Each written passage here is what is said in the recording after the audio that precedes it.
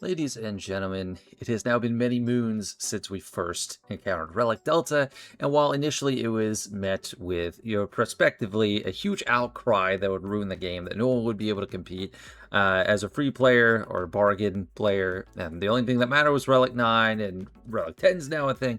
But despite all that, I think there are several characters in the game that still hold up incredibly well, even at a significant Delta deficit. Now, to be clear, none of the characters on this list are better off at low relics. It's just not a thing. Everyone would be better off if they had Relic 10 compared to Relic 3 or 4. And also, as of right now, high-end Datacrons need Relic 6 across the board. Even considering that, these 10 characters, I think, stand out above the rest as characters that are going to hang in there with a bad Delta just because of various considerations like survivability, control, non-traditional damage output or non-traditional defeat mechanics. So all kinds of stuff is going into this, and we got 10 of them today, starting with Rex. We got OG Rex. We used to call him Captain Rex before we released a character named Captain Rex. I'm not saying he's the best character in the world, but I think he is a character that does hold up. He's on a relevant team in gas, at least to some degree here and there. 3v3, he still makes the cut on that team. He's a significant advantage with the Captain Rex team. This is for like mid-game. In late game, Kyber 1 players end game might forget about the rest of the game, but there is a mid-game in there that's very solid.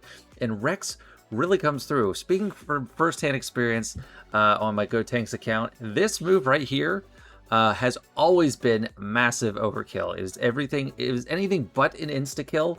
And it works on anyone, even if they have instant defeat immunity. That's the beauty of it. They just have to be vulnerable to percent-based damage effects. Just any turn anyone's taking, any clone trooper, you're increasing the damage by 25% of the target's max health. This really just wipes people out. Even if you have a -5 delta, he's still going to get that done. If he's under his main team, General Skywalker, you can't kill him until gas is down. So he is someone you can rely on to get things done at low relics, both in a survivability standpoint, control, because cleansing and giving turn meter is always going to be the same, regardless of delta, and actually getting kills. So he's got the whole package, and he's at number 10. At number 9, we have Mara Jade, with a bit of a special nod to Territory Wars. More so mid-game Territory Wars. I don't know if she gets really used at end-game Territory Wars anymore. But the thing about Mara Jade is she has ways to protect herself. She goes into stealth fairly easily and fairly reliably. So you're not really going to be hitting her directly unless you get an AoE.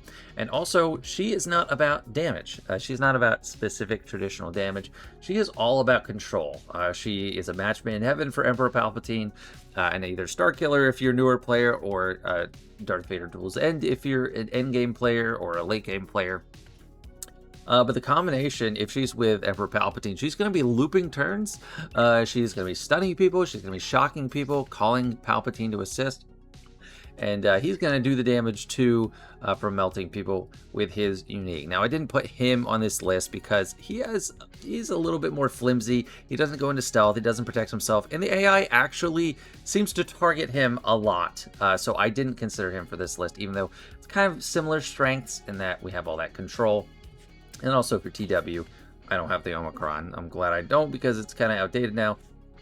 But if you're in a mid-game account, you get 100% turn meter to start. And then you go right into that turn meter train. So she is not really that concerned about the Delta because it doesn't affect debuffs, her control, and she can hide pretty well. So she's at number 9. At number 8, we have OG Mando, the first Din Djarin. Looking forward to potential Galactic Legend. Had me thinking of this guy. Mainly comes down to a couple things. One, obviously, the insta-kill that he's going to get for himself with his payout, Disintegrate. It's a reusable insta-kill. It's fairly easy to get to.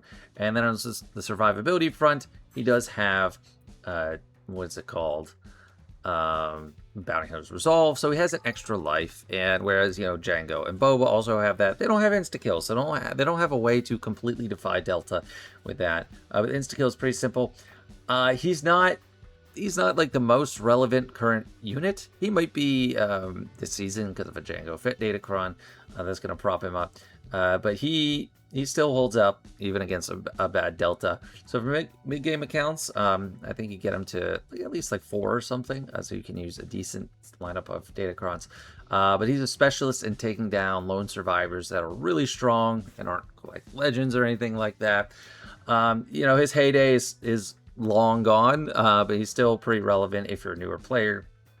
It solves a lot of problems for you, but it's not higher up on this list. He needs the lower of the insta-kill units, which, by the way, I don't have Cat on this list. I'm just giving you that now because she does only have a one-time insta-kill, and she really does rely on her damage and survivability on that JMK team, so she's not on this list. Next up, we got Marin, who recently just got nerfed because her Omicron is no longer active when there's a Galactic Legend anywhere. Even so, she has some of the quintessential characteristics that make her defy Delta.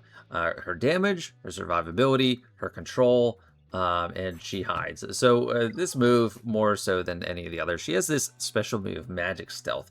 It's actually one of the only things that they gated behind gear level when they removed gear level stipulations from all of the levels of your abilities. They kept it for Magic Stealth because you can't be targeted, defeated, damaged, or gain turn meter, muted buffs, debuff. Basically invulnerable. And while she is not as relevant as she was when she could kill Jawas, the theory and the principles are still there. Also, we have tons of Plague, which does not care about Delta whatsoever. So get her in the right situation. She's going to be a huge pain to deal with if you're facing her, or a huge boon on your side. Like I said, not a Galactic Legend counter anymore, but add her with Great Mothers, or if you still have a Talzin team that you're running, there's some good uses for that as well in the mid game. She's got stun here, and she's got just all kinds of great stuff. So she is in at number 7. Number 6, we have Baby Cal Kestis. So I'm speaking from experience with this one too. For my Gotenks account, he was Relic 4 for a while, and although that kept me from using full Datacrons, he still holds up great, whether it was on a Malicos team or a Starkiller team. And then on my main account, tons of experience with him on a Ray team. Even if he does have a lower Delta and he is taking increased damage, he is so durable and hard to kill just because of the protection up he's giving. He's got a bunch of max health boosts. He is just really difficult to deal with, and he just kind of sits there on the side and juices up the team so much.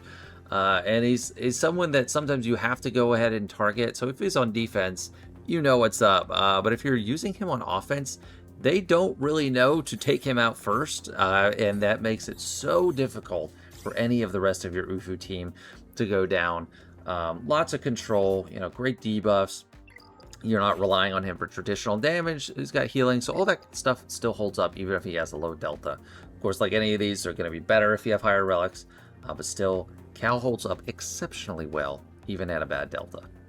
Moving into the top 5, we have Darth Nihilus. So everything about Nihilus is classic anti-Delta. In fact, I heard a story, I think it was from Mobile Gamer back in the day, that Nihilus was one of the main reasons that they gated Gear 12 behind 7 stars. Because once you unlocked a 3-star Nihilus, there was no real incentive to bring him up higher because he was so fantastic against everyone else at higher gear. It was all about his abilities that they had to make that change.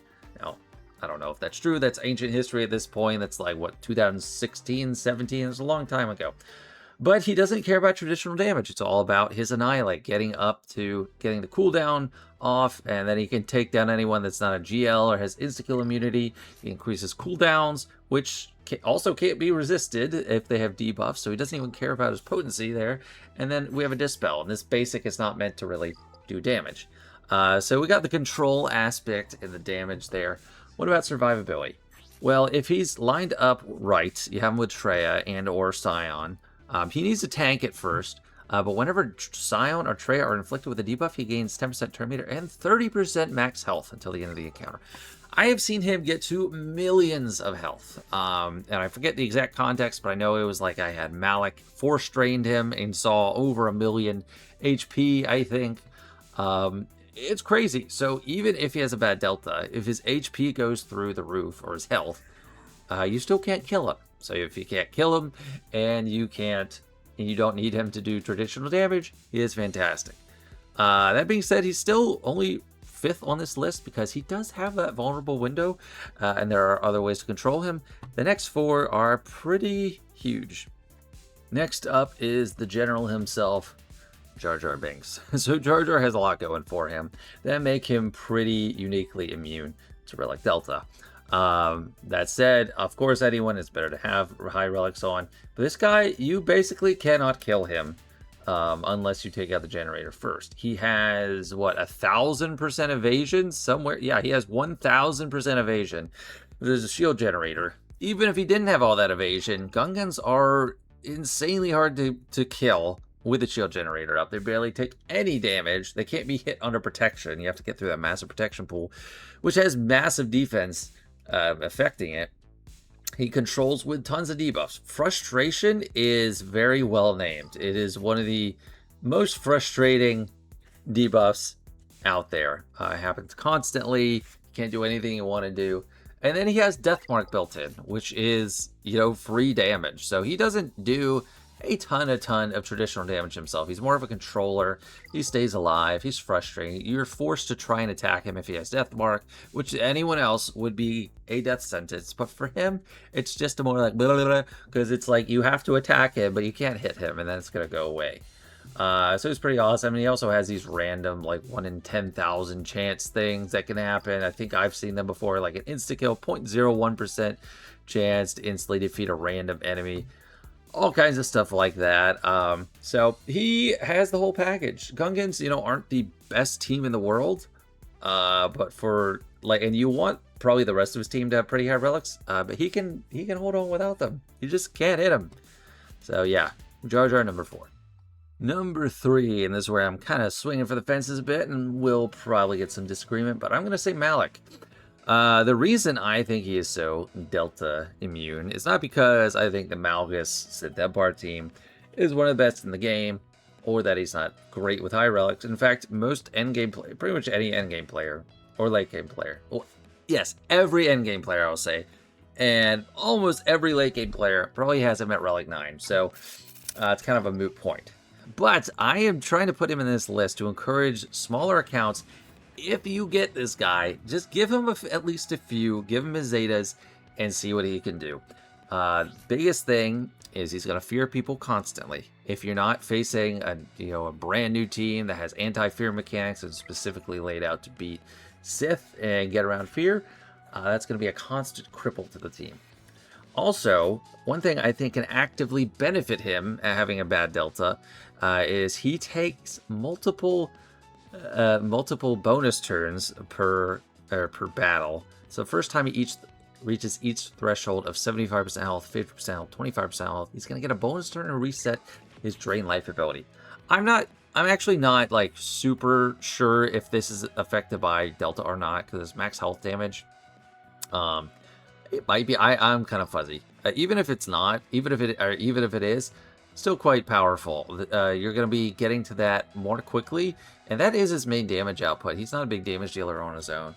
But the thing I have trouble with using my Malgus team on my main account is he's so durable, and the team is so survivable on the other Malgus that he barely ever gets to those bonus turns anymore. So if he's taking a little bit more damage, he's going to get to that, and it's going to be pretty nice.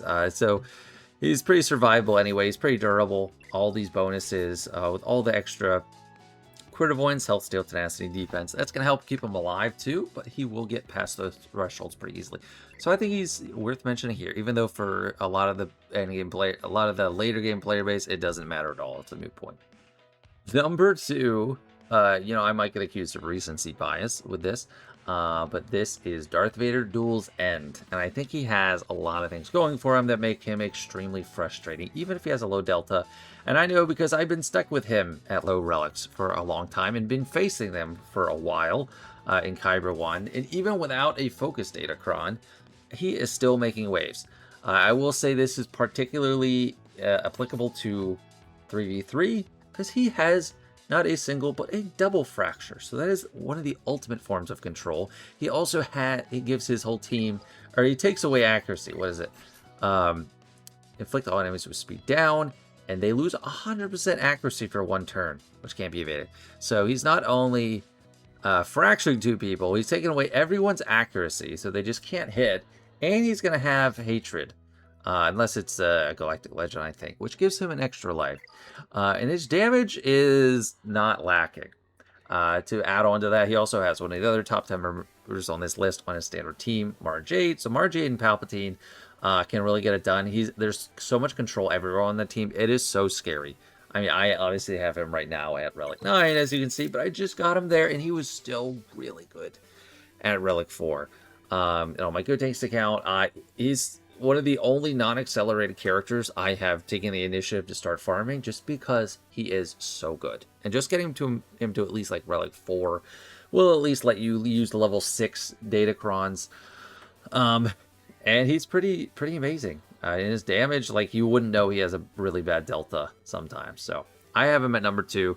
Also, not just because I think other units lose a bit less than he does at a bad delta, but he is one of the best overall characters, which is what on this list, which is why he's so up high, but still phenomenal.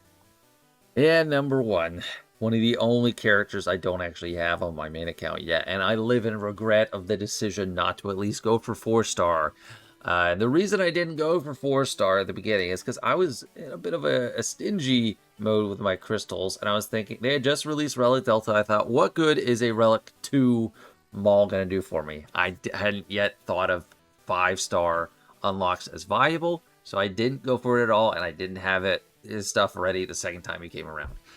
But what we saw with this guy, even at Relic 2, if he had -5 deltas across the board, he was still basically invincible, like almost impossible to kill, until we got like Satil Shan coming in the game, because of these insane boosts.